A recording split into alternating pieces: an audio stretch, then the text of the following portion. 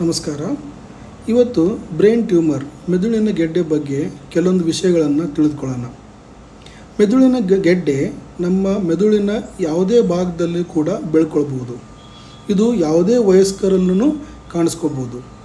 ಕೆಲವೊಂದು ಗೆಡ್ಡೆಗಳು ನಿಧಾನವಾಗಿ ಬೆಳೆಯುತ್ತವೆ, ಕೆಲವೊಂದು ತುಂಬ ಶೀಘ್ರಗತಿಯಲ್ಲಿ ಬೆಳೆದು ಬ್ರೇನ್ ಅಥವಾ ಮೆದುಳಿನಲ್ಲಿ ಒತ್ತಡವನ್ನು ಉಂಟು ಮಾಡುತ್ತವೆ.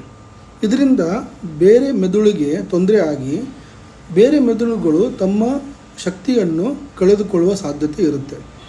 ಇದರಿಂದ ಕೆಲವೊಬ್ಬರಿಗೆ ವಿಪರೀತವಾದ ತಲೆನೋವು ಬರ್ಬೋದು, ಬೆಳಿಗ್ಗೆ ಎದ್ದ ತಕ್ಷಣ ವಾಮಿಟಿಂಗ್ ಆಗ್ಬೋದು, ಹೆಡೇಕ್ ಇರ್ಬೋದು, ಅಥವಾ ಕಣ್ಣುಗಳು ಸರಿಯಾಗಿ ಕಾಣಿಸ್ದೇ ಇರ್ಬೋದು, ಕಿವಿ ಮಾಂದ್ಯತೆ ಕಾಣಿಸ್ಕೋಬೋದು, ಮಾತಿನಲ್ಲಿ ತೊದಲು ಬರುವಂಥ ಒಂದು ಸನ್ನಿವೇಶ ಬರ್ಬೋದು, ಅಥವಾ ಮೆಮೊರಿ ಪ್ರಾಬ್ಲಮ್ಸ್ ಆಗ್ಬೋದು, ಜ್ಞಾಪಕ ಶಕ್ತಿ ಕ್ಷೀಣತೆ ನಿಧಾನವಾಗಿ ಆವರಿಸ್ಕೋಬೋದು.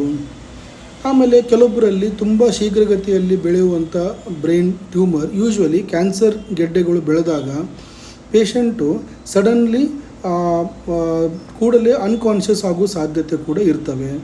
ಇನ್ನು ಕೆಲವೊಬ್ಬರಲ್ಲಿ ಸೀಜರ್ಸ್ ಅಥವಾ ಅಪಸ್ಮಾರ ಅಥವಾ ಫಿಟ್ಸ್ ಅಂತ ಕಾಯಿಲೆಗಳು ಕಾಣಿಸ್ಕೋಬೋದು. ಸೊ ಯಾವುದೇ ಲಕ್ಷಣ ಕಂಡು ಬಂದಲ್ಲಿ ನಾವು ಬ್ರೈನ್ ಟ್ಯೂಮರ್ ಸಂಬಂಧಪಟ್ಟ ಚಿಕಿತ್ಸಾ ತಜ್ಞರು ಅಂದರೆ ನ್ಯೂರೋ ಸರ್ಜನ್ ಹತ್ರ ಹೋಗಿಬಿಟ್ಟು ಇದ್ರ ಬಗ್ಗೆ ನಾವು ಚರ್ಚೆ ಮಾಡಿ ಅದನ್ನು ಯಾವ ಥರ ನಾವು ಡಯಾಗ್ನೋಸಿಸ್ ಮಾಡಬೇಕು ಅಂತ ಡಿಸ್ಕಸ್ ಮಾಡಬೇಕಾಗುತ್ತೆ. ಸೊ ಇದಕ್ಕೆ ಯೂಶ್ವಲಿ ನಾವು MRI ಅಥವಾ CT ಸ್ಕ್ಯಾನ್ ಮಾಡಬೇಕಾಗುತ್ತೆ. ಸಮ್ಟೈಮ್ಸ್ MRIದಲ್ಲಿ ಕೆಲವೊಂದು ಬೇರೆ ಅಂಶಗಳನ್ನು ಕಂಡುಹಿಡಿಯೋಕ್ಕೆ ಸ್ಪೆಕ್ಟ್ರೋಸ್ಕೋಪಿ ಅಂತ ಮಾಡಿ ಇದು ಟ್ಯೂಮರ್ ಇದೆಯೋ ಇಲ್ಲೋ, ಟ್ಯೂಮರ್ ಇದ್ದರೆ ಯಾವ ರೀತಿ ಟ್ಯೂಮರ್ ಇದೆ, ಯಾವ ಗ್ರೇಡ್ ಟ್ಯೂಮರ್ ಇದೆ ಅಂತ ಒಂದು ಲೆಕ್ಕದಲ್ಲಿ ನಾವು ಅದನ್ನು ಕಂಡ್ಕೋಬೋದು. ಆ ಟ್ಯೂಮರ್ ಸೈಜ್ ಮೇಲೆ ಡಿಪೆಂಡ್ ಆಗುತ್ತೆ. ತುಂಬ ದೊಡ್ಡ ಟ್ಯೂಮರ್ ಇದ್ದರೆ ಆ ಟ್ಯೂಮರು ಕ್ಯಾನ್ಸರ್ ಇಲ್ಲದೇ ಇರ್ಬೋದು, ಆದರೆ ಆ ಪ್ರಮಾಣದಿಂದ ಬ್ರೈನಲ್ಲಿ ಒತ್ತಡ ಜಾಸ್ತಿ ಆಗಿ ಅದರಿಂದನೂ ಸಮಸ್ಯೆಗಳಾದಾಗ ಆವಾಗಲೂ ಕೂಡ ಅದಕ್ಕೆ ನಾವು ಸರ್ಜರಿ ಬೇಕು. ಕೆಲವೊಂದು ಕ್ಯಾನ್ಸರ್ ಗೆಡ್ಡೆಗಳಿಗಂತೂ ಸರ್ಜರಿ ಮಾಡಿ ಅದನ್ನು ಕ್ಲಿಯರ್ ಮಾಡಲೇಬೇಕಾಗುತ್ತೆ. ಇನ್ನು ಕೆಲವೊಂದು ಸಣ್ಣ ಪುಟ್ಟ ಟ್ಯೂಮರ್ಗಳಿದ್ದಾಗ ಕೆಲವೊಂದು ನಾವು ಗಾಮಾ ನೈಫ್ ಅಂತ ಕರಿತೀವಿ, ಅಥವಾ ರೇಡಿಯೇಷನ್ ಥೆರಪಿ ಮೂಲಕನೂ ಕೆಲವೊಂದು ಟ್ಯೂಮರ್ಗಳನ್ನು ಉಪಶಮನ ಮಾಡಬಹುದು. ಬಟ್ ಇದು ಯಾವುದೇ ಕಾರಣಕ್ಕೂ ನ್ಯೂರೋ ಸರ್ಜನ್ಗಳ ಹತ್ರ ಹೋಗಿಬಿಟ್ಟು ನೀವುಗಳು ಡಿಸ್ಕಸ್ ಮಾಡಿ ಇದ್ರ ಬಗ್ಗೆ ಟ್ರೀಟ್ಮೆಂಟ್ ತೊಗೊಳ್ಳೋದು ಇಂಪಾರ್ಟೆಂಟ್.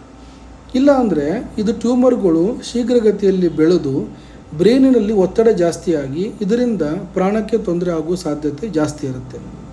ಧನ್ಯವಾದಗಳು.